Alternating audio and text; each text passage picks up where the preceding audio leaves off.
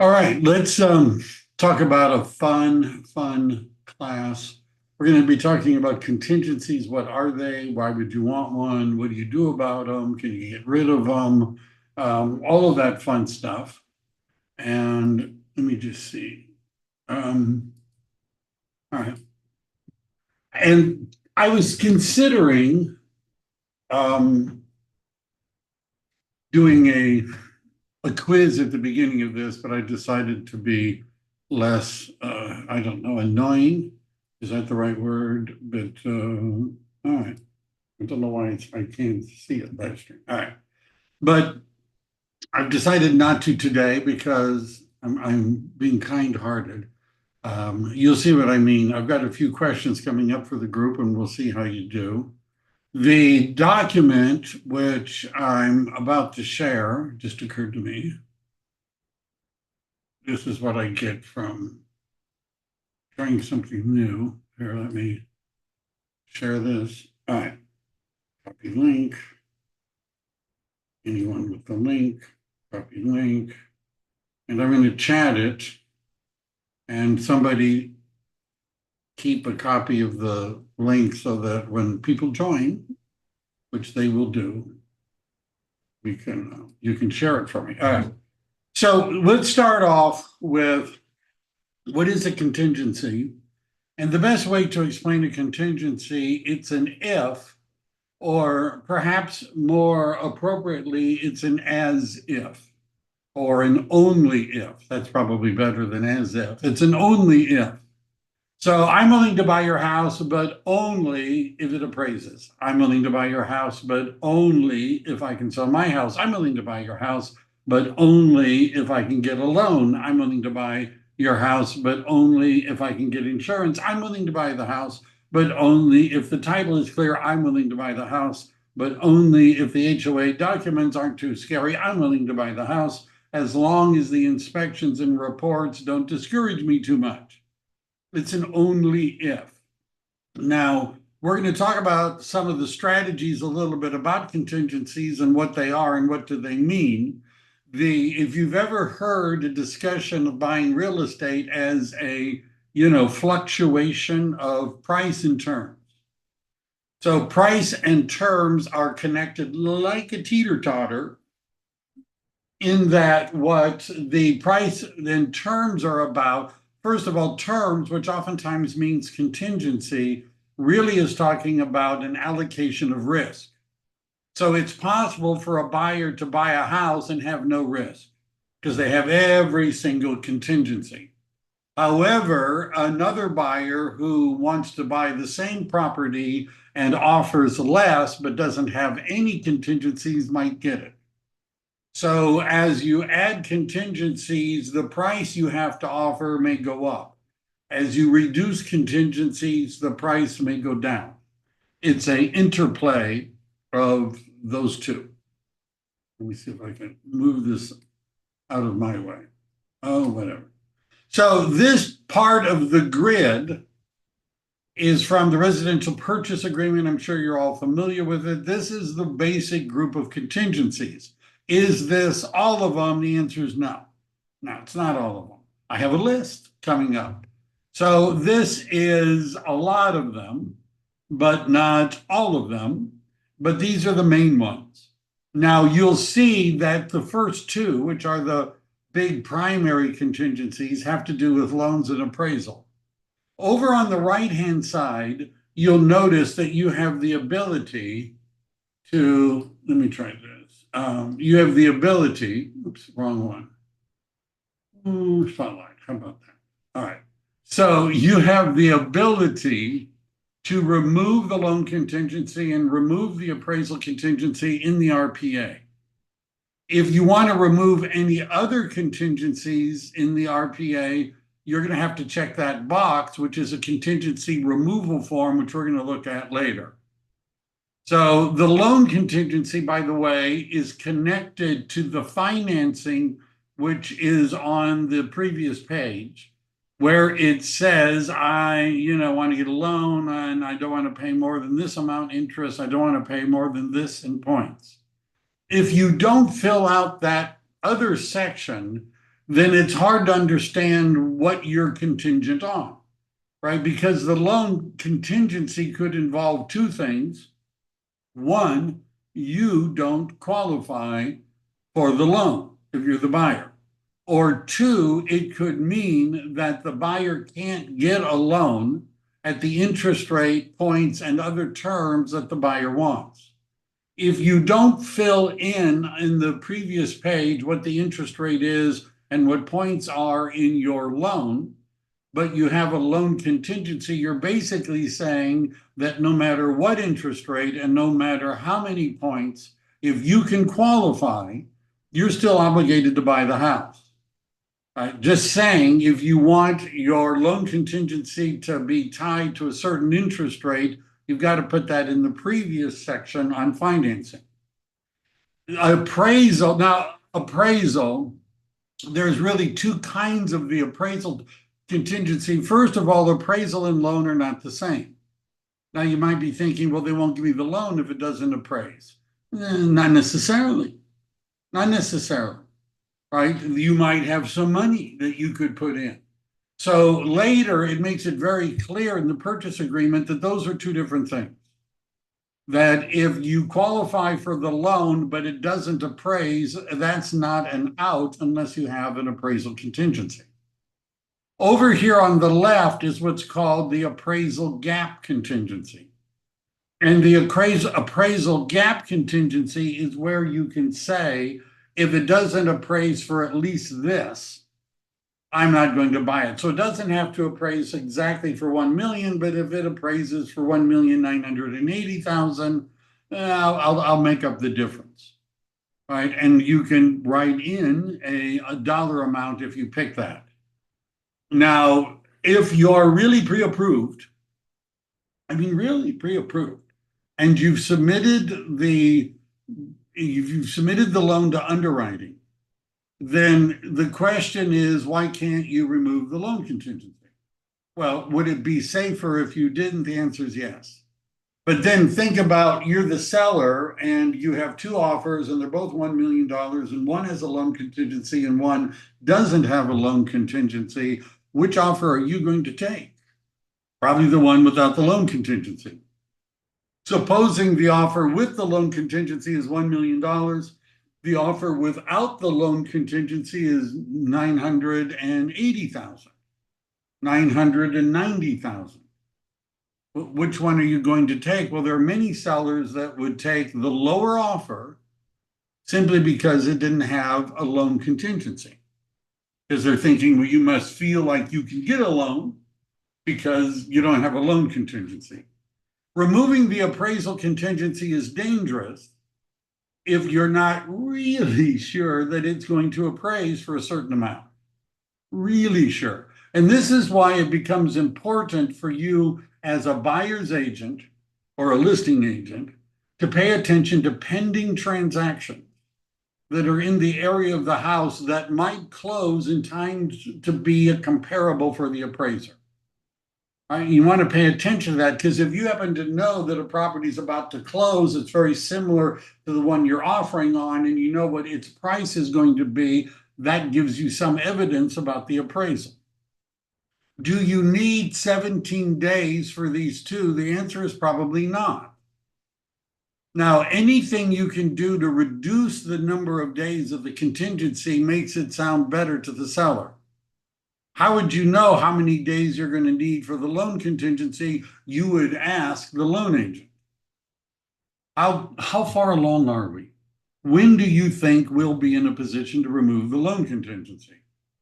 How long does it take to get an appraisal? Who would know that? The loan agent, right? And a lot of times, like right now, we get appraisals in days. We don't need 3 weeks or something like that, or 17 days. So again, if you can reduce the time factor, it makes the offer more appealing. Investigation of the property is the big one. We're going to look at what does that mean. So now the question is, how long would it take you to get a property inspection, a termite inspection, a roof inspection, a chimney inspection, a pool inspection? How long would that take?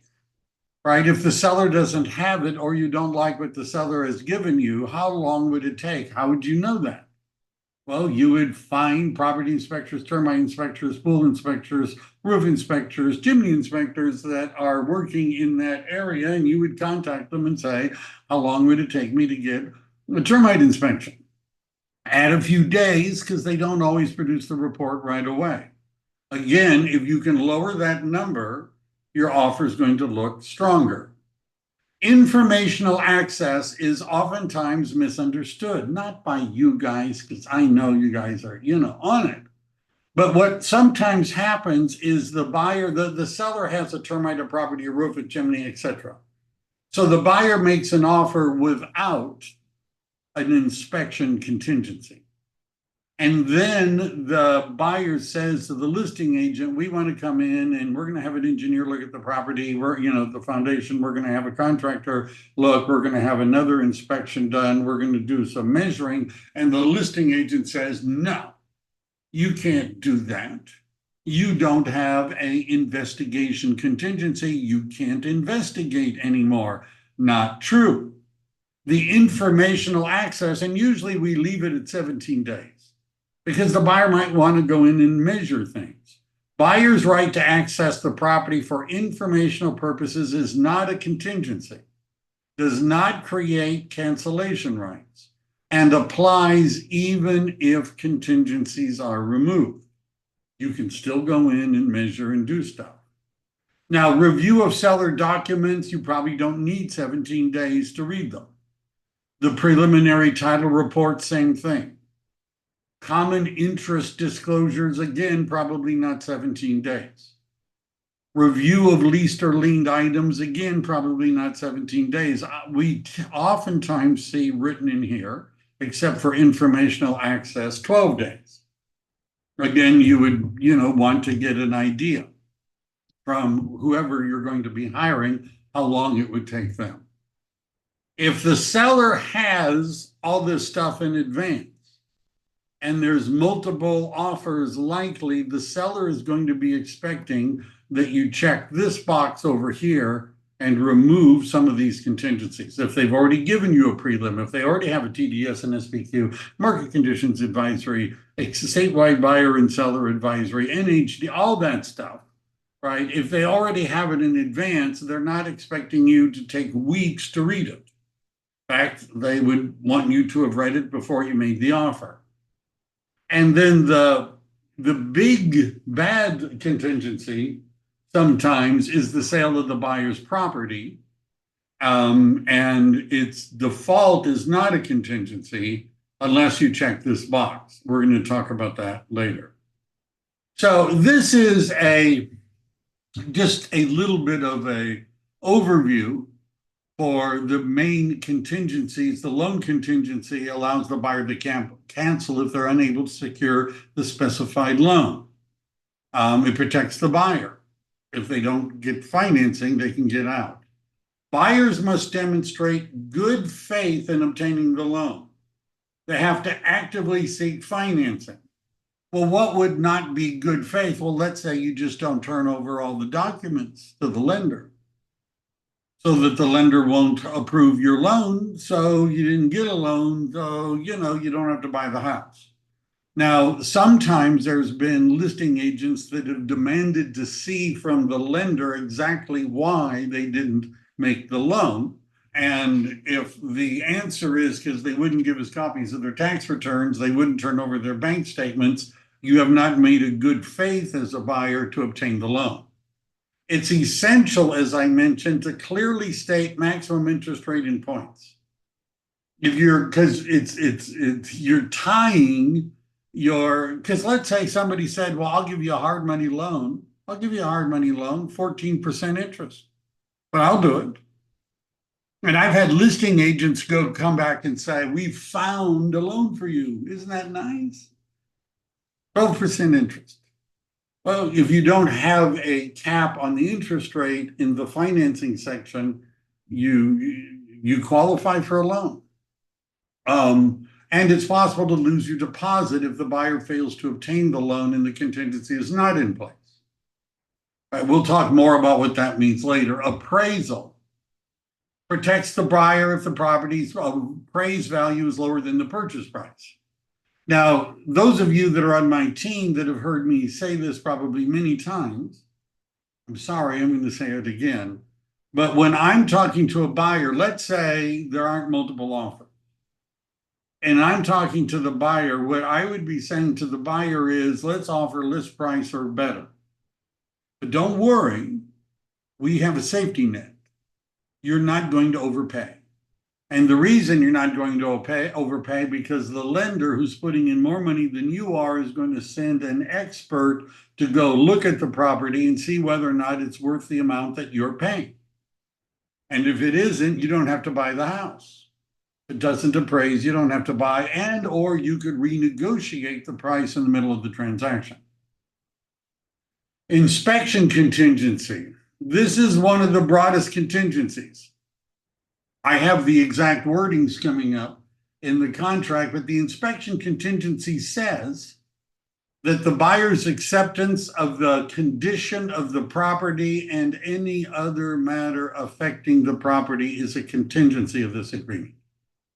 By the way, if you want to have fun with forms, and I'm sure you all want to have fun with forms, one of the things that is a really fun exercise is you print out a copy of the residential purchase agreement and you get 3 pens of different colors, like highlighters, like a red and a blue and a green or a yellow. You get 3 different colors.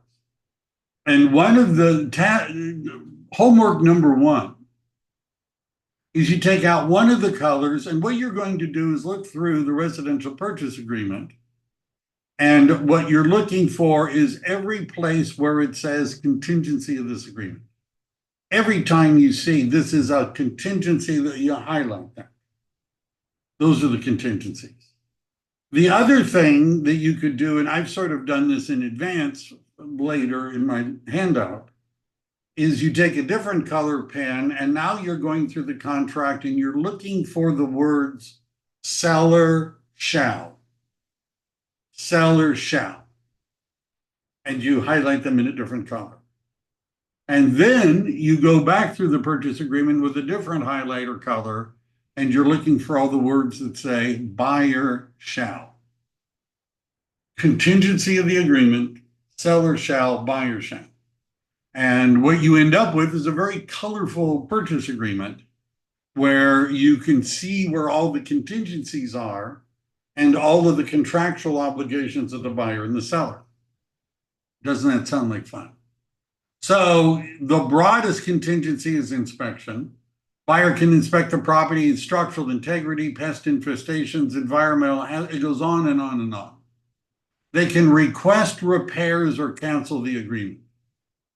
Seller is not obligated to agree to repairs, but the buyer can cancel. So this is a almost get out of escrow free card. Now you're supposed to use good faith. That's coming up. But what sometimes happens, by the way, if you're on my team and your buyer wants out and they have an inspection contingency, talk to me. Talk to me first before you tell the listing agent why you're backing out. I had a listing, the buyer makes an offer, buyer's agent, buyer, they make an offer. They didn't have an appraisal contingency. They didn't have a loan contingency. They had an inspection contingency. So the property doesn't appraise. Now the buyer doesn't have an appraisal contingency, doesn't even have a loan contingency. So now I get a communication from the buyer's agent saying the buyer wants to back out. Why? Well, this is what the buyer's agent said. Number 1, he said that it isn't really a 3-car garage, that you can look at the garage and it's really 2.5. You know, where they have 2 full and then sort of a half one. And number 2, the second reason they gave under the inspection contingency for backing out was that there wasn't enough room in the backyard to put in a kidney-shaped pool. And the buyer's agent was really, really happy with themselves because they had thought of these 2. I told them, you're not getting your money back. And that's because when you looked at the property in the first place, you saw the garage. So you knew before you made the offer that it was really 2.5, not 3 full places. And you saw the backyard and you knew that the backyard, what it looked like before you made the offer. So what the good faith requires is that it be something that you discover after you make the offer, not something you knew before you made the offer. This is why in Silicon Valley and other places, the listing agent and seller has a termite, a property, a roof, a chimney. They have everything in advance so that you can't use the contents of any of that as an excuse to back out. So you have to find something else.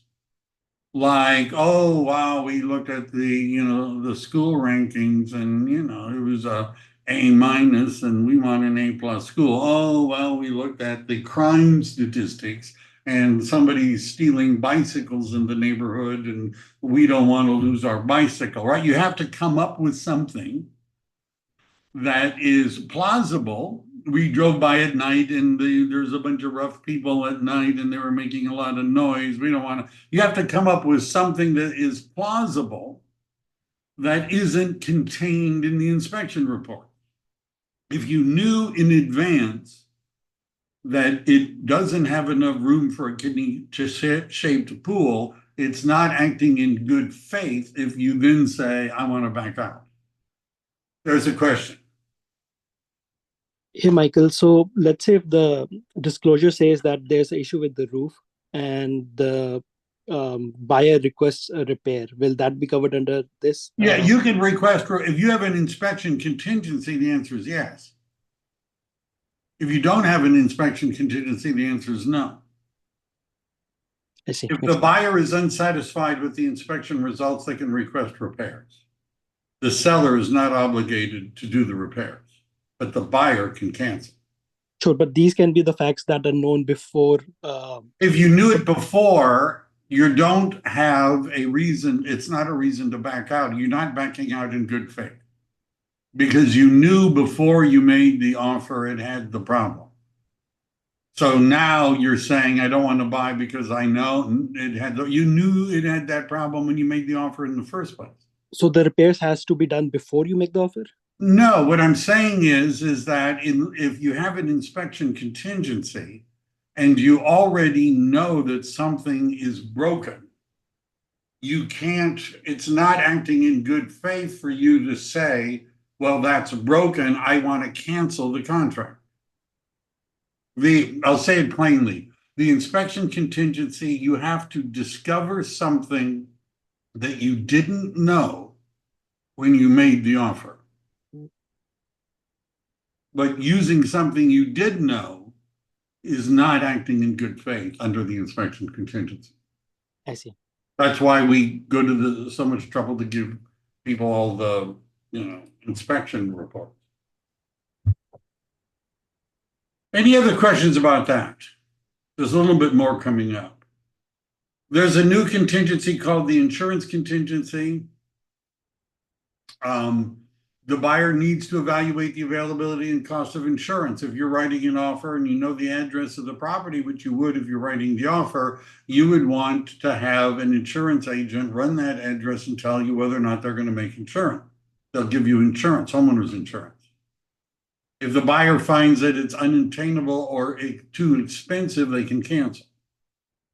The preliminary title report, the title contingency. Now, the contract says, the residential purchase agreement, that the seller is going to give the buyer title insurance. So, all right, if there's something wrong with the title, such that you can't get title insurance, or there's something wrong and they never gave you a prelim in advance, then you can cancel the transaction if there are significant issues with the title. Discrepancies, encumbrances not previously disclosed. So do you understand there's really two different issues here? One is, let's say you didn't know that there was a 25-foot easement across the back of the property that the utility company has, and they can move trucks back and forth if they want. You didn't know. when you made the offer that existed, that's a new discrepancy or encumbrance. That's an encumbrance. Let's say that the tax records say that the property is 9,000, the lot is 9,000 square feet. But when you look at the tax map, I've actually had engineers, of course, go out with measuring tape and measure it. And you do the math and you find out it's not really 9,000 square feet, it's only 8,500 square feet. That's a discrepancy. So if the title report shows discrepancies or unknown encumbrances, you can back up. If for some reason the title is defective enough that the seller can't give title insurance, that's another out for the buyer. It's one of those sellers shall. Common interest disclosures contingency. You need to read. Now, this, by the way, I realize not everyone who teaches contracts classes agrees with me. Just saying. Right? So if you're thinking, well, I heard somebody at EHP say you shouldn't do it. Okay, then do what you want. Do what you want. But what I'm talking about is that many people in a position like mine are going to tell you that you as a real estate agent should not read the HOA documents because you're not an expert. And you don't want to read them. You want to give them to the buyer and let the buyer figure it out. And that's what they'll say. Now, I understand how they feel. However, it is better. It would be if you've got value. One of the values is you might go through the HOA document. If you're on my team, show them to me if you have questions. There are certain parts of the HOA documents that people care about. Right? For example, can I rent the property out in the future? Yes or no? Right? Sometimes it's yes, sometimes it's no, sometimes it's maybe because there's a limit on how many rentals there will be. Can I operate a business out of my unit? Usually the answer is maybe. If it's a business for which the public comes and goes, the answer is usually no. But if it's a business where you've got a Zoom room and things like that, the answer is probably yes. How would they know? If you want to sell, stuff out of your unit, that may be a no. You need to be able to read that. What about pets? Are there any problems with limits on how many pets or what kinds of pets you can have? And then the other thing, their insurance for the HOA is also an issue. And whether or not the HOA has any money in case there's deferred maintenance, like right now, there's the balconies that have to be fixed. There's some HOAs that don't have enough money to fix the balconies.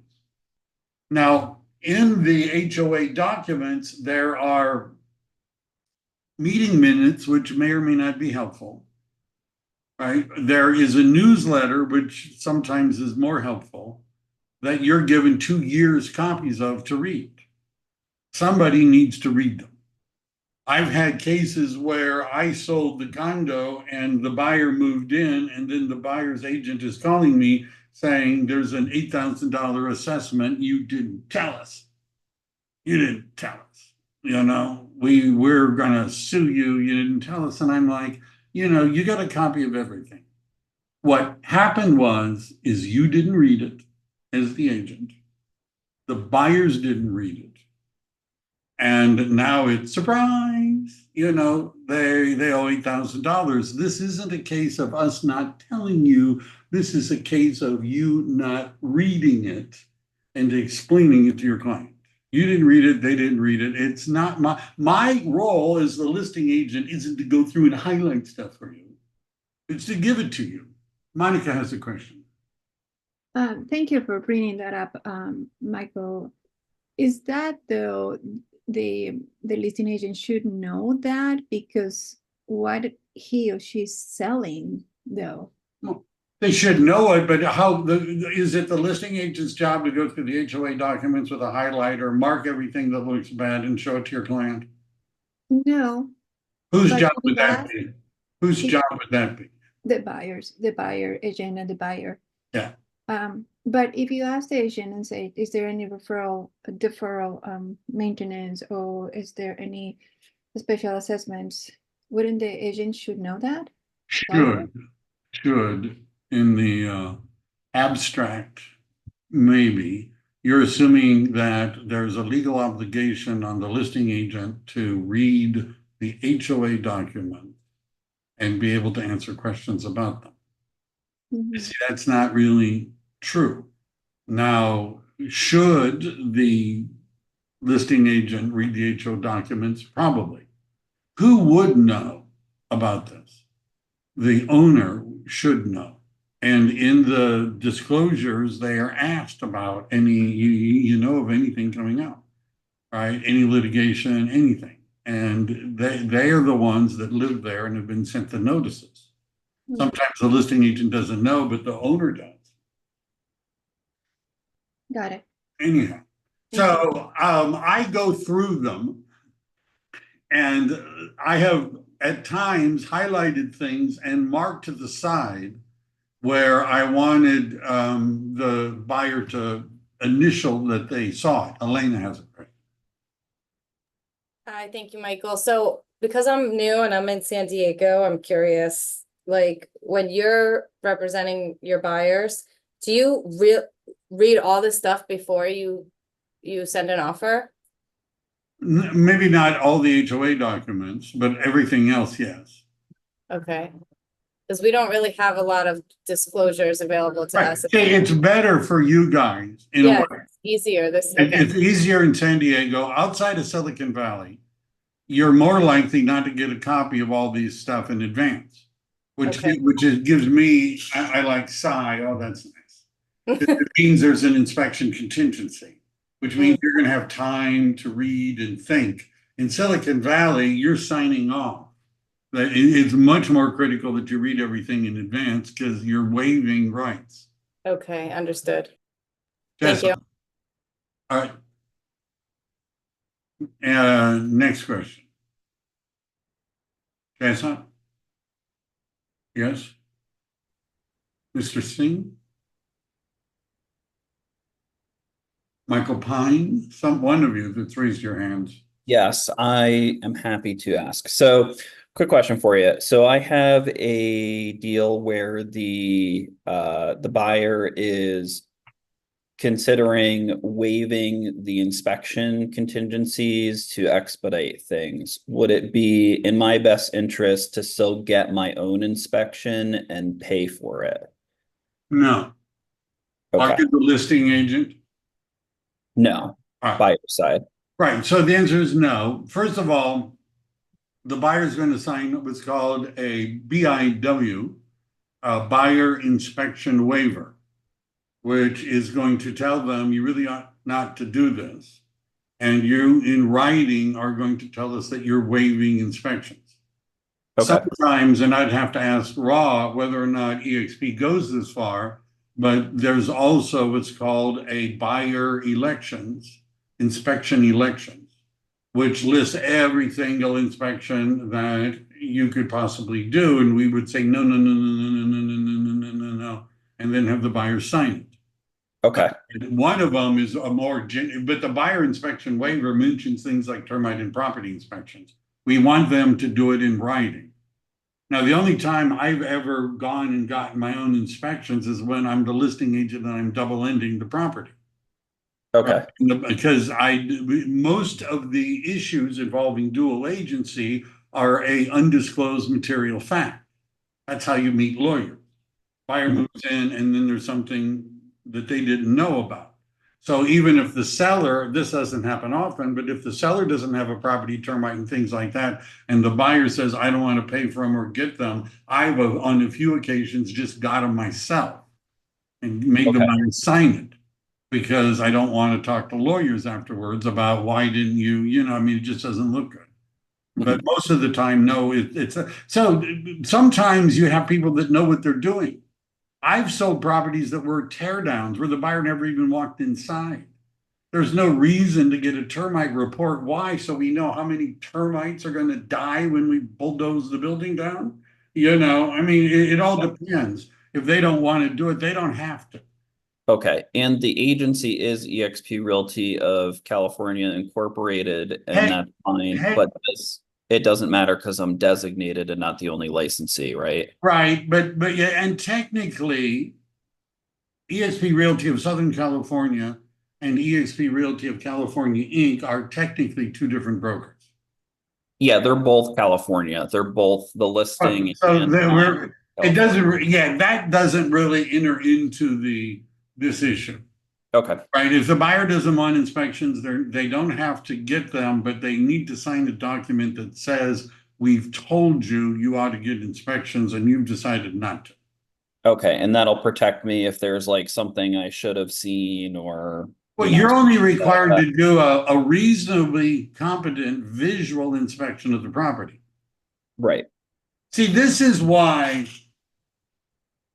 property, termite, roof, all these things. Because the AVID, the agent visual inspection, which by the way is a legal requirement of the listing agent and not a really as much of a requirement of the buyer's agent. When does something on an AVID become really important? Only if it's something that wasn't disclosed anyhow. So okay, what is the chance that you as an agent are going to see something that the property inspector and the termite inspector, the seller property questionnaire, seller transfer disclosure statement, listing agent's AVID, none of them picked it up? I mean, really, what is the chance of that? yeah, Not very high. So the fact that you miss things doesn't matter if the property inspector mentioned it and the termite person mentioned it, you know. So I wouldn't trip about it. okay. I Right? just wasn't sure if because there weren't going to be inspections, if that would put more on me or not, but No, thank no, you. you're only required to do a reasonably prudent, a reasonably competent visual inspection of the property. Okay, perfect. But you want them to sign the buyer inspection waiver. Sounds good. Yeah. Review of leased or liened items. This could be, most commonly we're talking about solar panels. It could be propane tanks and things like that. Where you have solar panels. So one of the questions we ask if we're writing an offer or helping an agent with a listing is, are there solar panels? I've had agents say, well, why do you want it? Why? Well, because it makes everything more complicated. Because are the solar panels owned by the seller? Oh, yeah, the seller says they own them. Can they prove it? Well, what do you mean? Well, prove that they own them. Well, how would they do that? Well, prove they paid off whoever it is they borrowed it, borrowed to buy it. Prove it. Well, so sometimes the solar company is no longer in business and they don't have whatever the document was that they got that says they paid it all off. It's going to mess up the lender because the lender is going to be thinking, oh, there's still a lien. Sometimes the leased and liened, which means a loan against it, appear on the preliminary title report. The lender's not going to like that. Right? The lender's going to say, well, there's this recorded fixture, this lease. They can record why is it there? And they're worried about it. So this is, if there's solar panels and propane tanks, one of the contingencies is we need to, what it says in the contract is the buyer's willingness and ability to assume the lease or the lien is a contingency of this agreement, and it has a line that only appears under leased and liened items, and it says it's a contingency of this agreement for both the buyer and the seller, which means that if the buyer doesn't want to or won't take over the lease, then the seller could cancel too. If you don't come to terms over this, it can cancel the agreement. There's a disclosure advisory called solar. Sale of buyer's property is the worst contingency, right? Because, and I have a copy of the form, the issue is what stage is the buyer's property in? Has it been listed? If it's been listed, then has it been sold? Is it in escrow? If it's in escrow, have the contingencies been removed on the sale of that property and the closing of that escrow? And when is it about to close? Now, if it's already through the listed, somebody made an offer, contingencies have been removed. Now the question would be, why do you need that as a contingency then? If you know it's going to close next week, you have an estimated net sheet. If the buyer doesn't close, they're going to lose their deposit on that one. Why do you need the contingency? But if you haven't listed it yet, you understand what you're asking the seller to do. Take the property off the market on the hope that the buyer is going to list the property at a reasonable price, because they may be greedy, and that it's going to sell within a reasonable period of time. The only sellers that really care about getting offers like that are those where their property's already been on the market for a really long time. They got nothing happening. If it's closed, and there are other ways of financing it where you can get a HELOC, a home equity line against one and use it to buy the other. If you're on my team and you're thinking of doing this, talk to me, because it's going to cost the buyer a lot of money. They're going to have to pay more on the one they're buying. They're going to get less on the one they're selling. And there's other alternatives. Time frame, 17 days is what it says. Elena has a question. I just wanted to give a shout out because I was in this situation and my buyers were in a rush to submit an offer to like this dream home, and they wanted to sell their house, and Michael taught me that part. And then we used Jody as a loan officer, and my buyers were like so loyal to their own loan officer that they've used before. And he just texted me today saying, oh, by the way, we would love to use Jody. She's amazing. She's great, blah, blah, blah. So they dropped their loyalty to the other person real quick because she is amazing. So I just want to share that with the team. I've done quite a few transactions with Jody where it involved the situation where she was able to get a loan against the property they would sell, so that when we were writing an offer on the one they were buying, it wasn't contingent, which means they didn't have to pay as much. And then they were able to sell the one more conveniently, let's just say, to pay off the loan that they got. All right, usually it says 17 days, but it doesn't have to be.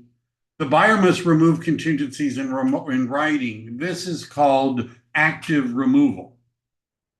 Active removal.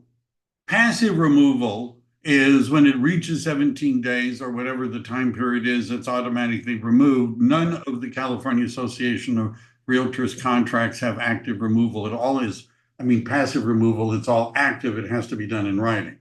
If the buyer doesn't remove a contingency, the seller can issue a notice to the buyer to perform, which we're going to look at. So this is what the purchase agreement says. Loan contingencies. I did screenshots because I know not everybody's read the purchase contract. The buyer is advised to investigate insurability as soon as possible. It may affect the buyer's ability to get a loan, among other things. If you can't get insurance, you're not going to get a loan. Buyer's contractual obligations and closing costs are not contingency. So if the buyer says, I've got 20% down and they don't have 20% down, that's not a contingency. It's not a financing contingency. If there is an appraisal contingency, removal of the loan contingency is not removal of the appraisal contingency. Some agents think it is. The two are the same thing. They're not. If there is no loan contingency, obtaining a loan specified is not a contingency. Right? Again, you have to specify. Now, we talked about appraisal. If you check the box, no appraisal contingency, what you're saying is, and this is something you have to make really clear to a buyer who says, I don't want an appraisal contingency. If you're offering $900,000 and the property appraises for $890,000, what you're saying, if you don't have an appraisal contingency, that over and above the down payment that you were planning to put in and all the other money you were planning to invest, you're going to throw in an extra 10 grand. If it appraises for $890,000 and we're offering $9,000 and there's no appraisal contingency, can you do that? Do you want to do that? Buyer says yes. Okay, let's say 900,000 is what we're offering and it appraises for 880. That means in addition to the down payment you were planning to make and all of the other closing costs you were going to have, you're going to throw in an extra 20 grand over and above all that. And you do that. Do you want to do that? Well, sometimes I'd keep asking this until they said, no, that's it. No, right? 30,000, no more than that. Right now we have to put in that in the appraisal gap. Investigation of the property. This agreement is contingent upon buyer's acceptance of the condition of and any other matter affecting the property. Look at that one for a second. Buyer's acceptance of the condition of and any other matter affecting the property. Can you see why, if you've got that one, you have many ways to get out of the contract?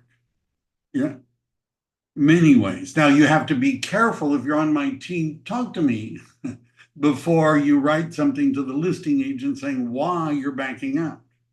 Because if you don't give them a reason that seems in good faith, they may not give you your money back. Insurance, talked about that. Buyer's review, I'm just sort of giving you the part. Removal or waiver, if you remove the contingency, it means that you could lose your deposit if you can't close or won't close as a result of that contingency. Buyer's investigation, I get questions like, well, the buyer wants to have somebody look at the foundation. Can we put that in as a contingency? Buyer wants to have somebody to give them an estimate for putting in a French drain in the backyard. Can we put that in as a contingency? And I'm like, why do you need to do that? It says that buyer shall, within the time period and at buyer's expense, conduct inspections, investigation, tests, surveys, and other studies. They could include, but are not limited to, and they give you this great big long list. Essentially, this says you can do just about anything. You could have an engineer look at the foundation. I've had people take asbestos, they do testing. I've had people do radon gas tests. I've had people bring spiritual healers to determine whether or not there were ghost-like beings in the house. I'm not kidding. Right, as part of their inspections. I'm in California, right? This comes up, right? And you can do anything. Do you have to write in, I want to have the right to have the foundation inspected? No, it says you can do anything. As long as you don't break anything or turn them over to the, to the city or county. You might want to read that. It says you can't break anything and you can't get the county's attention. All right, time periods, review of, again, this is talking about seller has so many days to turn over documents to the buyer. Buyer then has so many days to review them. These are all things that you could write in and give different time periods for, which is why, we try to do them all in advance. Let me get to, let's say that today is the 3rd, and it says in the residential purchase contract that today the buyer is to remove all their contingencies. The buyer has a loan and an appraisal and inspection. Today, that's what it says. Buyer doesn't remove their contingencies today. Is the contract canceled? Does the buyer lose their deposit? Does anything happen? Does the contract just keep going? What happens if the buyer does not remove the contingency on the day that the buyer is supposed to? And the answer is nothing happens. And one of the things that irritates me is I get agents that sometimes have real estate brokers licenses and are bragging that they've been, I've been in the business 12 years kind of a thing. And they say, you're out of contract. If you don't get an extension of the contingency as the buyer's agent, you're out of contract and your client is going to lose their deposit. They're wrong when they say that. Because what happens if the contingency is not removed on time is absolutely nothing happens. From that event alone, you don't lose your deposit. You're not out of contract. It just means you've missed a deadline. What would have to happen in order for anything to happen is the seller would have to give the buyer a 2-day notice to perform. If the buyer doesn't perform in 2 days, then the seller can cancel the contract using the cancellation form, but they have to give buyer the deposit back. The only way you lose your deposit is if you remove the contingency and then don't close. But if you don't remove the contingency and you get kicked out by the seller, they got to give you your money back. You don't lose your deposit. I've actually had agents argue with me about this. And one of them, I sent them a screenshot from a California Association of Realtors legal Q&A that says exactly what I just said. And the agent replied back to me, they're wrong. Right, the lawyers who wrote the contract are wrong. But you're right? I don't know. It gives the seller, notice it says seller's right to cancel. Seller, after first delivering to buyer a notice of buyer to perform, may cancel the agreement if by the time specified in this agreement, buyer does not take the following actions. Then they list all the different things. In such event, seller shall authorize the return of buyer's deposit, except for fees incurred by the buyer and other expenses already paid by escrow. You see that? It says they have to give you your money back. You don't lose your deposit. Why can the seller cancel? Buyer doesn't meet contractual obligations. There's a list. Buyer doesn't remove contingency. Buyer's not using good faith exercise of seller. The seller can cancel through the good faith exercise of a seller contingency. Usually the only seller contingency we see is the replacement property contingency. Buyer won't agree to the defensible space complaints, right? Which is another class we're going to do. The seller must deliver the notice to perform. Buyer's rights when the seller cancels. Basically, if you haven't removed the contingency, the seller has to give you your money back. Right? It's just like it said before. I'm going to not read all of this. The notice, let's talk about the notice to perform. I'm going to move ahead a little bit. So some of this, realize to take, these are the steps the seller would have to take in order to cancel the contract. Step 1, make sure the time frame to see if the buyer has performed is required. Got to be out of the time frame. 2, make sure that the buyer has fulfilled all the seller's fulfilled all seller's obligation. I've seen cases where the seller said, I'm going to repair something before escrow closes. They promised, I'll repair it before escrow closes, but then you could tell the buyer's financing was getting wobbly. So the seller said, well, I'm not going to go and fix that because I don't even think the buyer is going to be able to close. The buyer can't close because the buyer just couldn't fulfill their obligations. And then the seller wanted to keep the buyer's deposit. Not going to happen.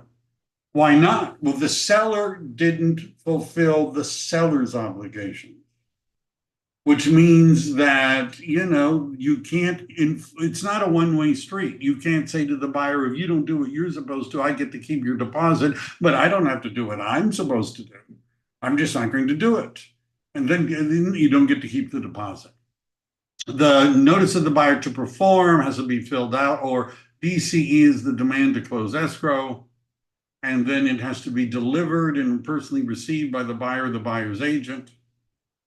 You have to count the days and then you can cancel. Non-optional contingencies. Lead-based paint, you don't get the pamphlet, the buyer can cancel. The TDS, the buyer has 3 days from receiving the TDS to cancel. They don't have to have a good faith reason. It just is what the law says. NHD, if you give it to them after the execution of the offer to purchase, they have 3 days after delivery to cancel. This is why we get this stuff in advance to give to the buyer. There's more of this here, but I want to cover one thing before we go, right? And I may come back to this just because, I don't know, I may come back with this. This, by the way, buyer and seller obligations is all the times it says in the contract that the seller shall do something. They're listed here, all the seller shalls. And then here are all the buyer shalls, right? I have a lot of free time, obviously. So I put together a list of all the places it says seller shall do this or buyer shall do this. Right? Isn't that fun? Isn't that fun? So buyer contingency removal, there are really 3 ways you could do it. You could do them individually. I remove this one, and this one. You could do it, I remove all except close of the buyer's escrow, or you could say, I'm removing them all. Seller contingency, there's really only the finding the replacement property. That's really the only one. Contingency for the sale of buyer's property. We'll talk about that maybe in another session. What I want to talk about before we go is something called days. What is a day? So this is a quiz. Oh my gosh. What is a day in the residential purchase agreement? So the buyer's notice to perform says the buyer has 2 days. From when you give them the notice to perform, the buyer has 2 days to perform, like remove a contingency. So let's say Thursday. The notice to buyer to perform is delivered at 4:57 p.m. We have Friday, Saturday, Sunday, Monday happens to be the 4th of July. Question number 1. Between Friday, Saturday, Sunday, and Monday, what day or other day that you can think of, what day does the buyer have to perform? Anybody want? Tuesday. Tuesday at 11:59 p.m. Tuesday is correct, and Michael's obviously studied 11:59. So the point is that days are calendar days with the one exception. This is in my little outline. The one exception, which is you have 3 business days to put the deposit in escrow. But all other days are calendar days. However, if the date of performance happens to fall on a weekend or a legal holiday, it rolls over to the next business day. And Michael is correct. It's midnight of the next business day. So can you play with this?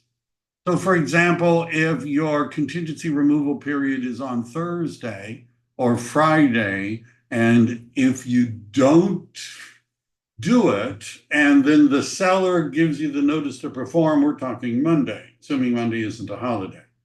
You can, if you are representing the seller and you don't think the buyer is going to do this on time, is 2 days before the date, the due date for removal of contingencies, 2 days before you can give them a notice to perform. It's considered snarky, right? But you're basically saying we don't trust you. And we're giving you the notice to perform 2 days in advance. What happens if they don't perform? You can cancel. What else can you do? Nothing. You can ignore it. If you give somebody a 2-day notice to perform and they do not perform, you don't have to cancel the contract. If they've still got good excuses to why they can't remove the loan contingency, still got good excuses, you can give them an extension. Right? You can give them a demand to close escrow, which is a 3-day demand. Does it mean you cancel at the end of the 3 days? The answer, you don't have to.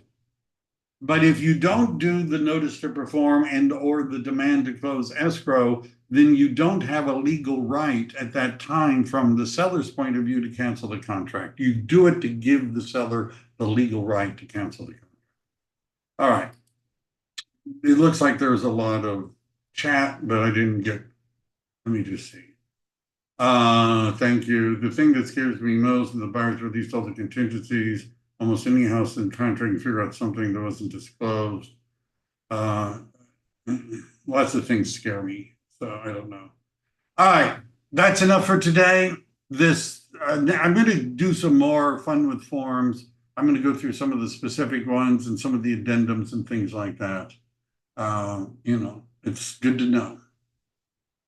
Bye, everybody. Thank you, Michael. Bye-bye. Thank you, Michael. Thank you, Michael. Thanks, Mike. Bye. Michael. You.